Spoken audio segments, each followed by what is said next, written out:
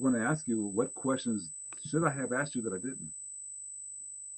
Oh, for today. Yeah, Great closing question, Glenn. not quite Really, closing, but yes. really Yes, great yes. question. Like that question. Well, that's a fantastic question. So anyone who's listening to this, if you ask that every time, I mean that people should take that right out of your playbook and put it in theirs because it's a great question. Um,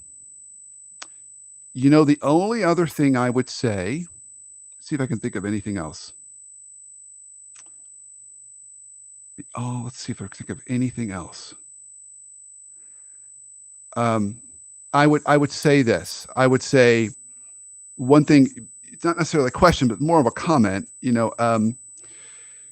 We are relational people. We need relationships. So we've been starved from that to varying degrees over the last year because so much of our working relationships have been remote for a Yes, lot of folks. Now, yes, some folks are frontline workers, manufacturing, healthcare, hospitality, and they've been working in groups. But even then, they're wearing masks and the social distancing. It's I'm glad that that's starting to move away because we really need that connection with people. So I think it's probably a good opportunity for everyone here, whether it's leaders or managers or other folks, to just make an inventory of the relationships that you really want to work on nurturing as we start to move back into something normal, and think about how you can do that. And a good opening tactical thing to do: start scheduling lunches or breakfasts with people when you're comfortable. That's some of the best ways to build trust-based relationships.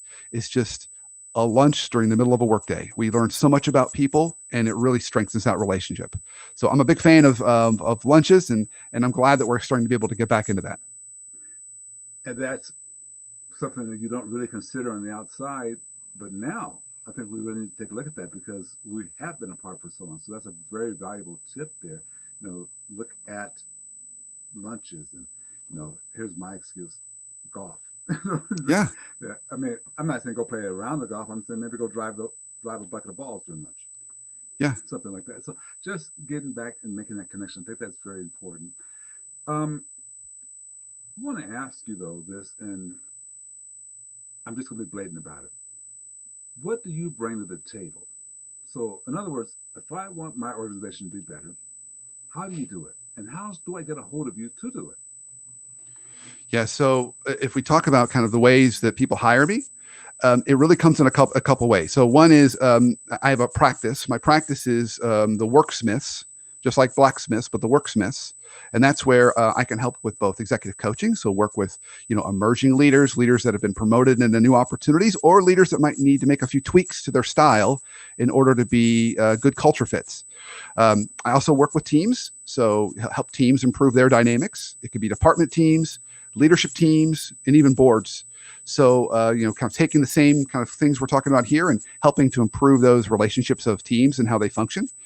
And then I also do speaking engagements and sessions and, teaching conversations. So I've taught at multiple business schools and their MBA programs. So I kind of make it like a mini MBA on all about how we can communicate better. So those are all ways that folks could kind of reach out to me if they're looking to learn more about ways that I might be able to kind of bring what I'm really passionate about into their organization. Okay.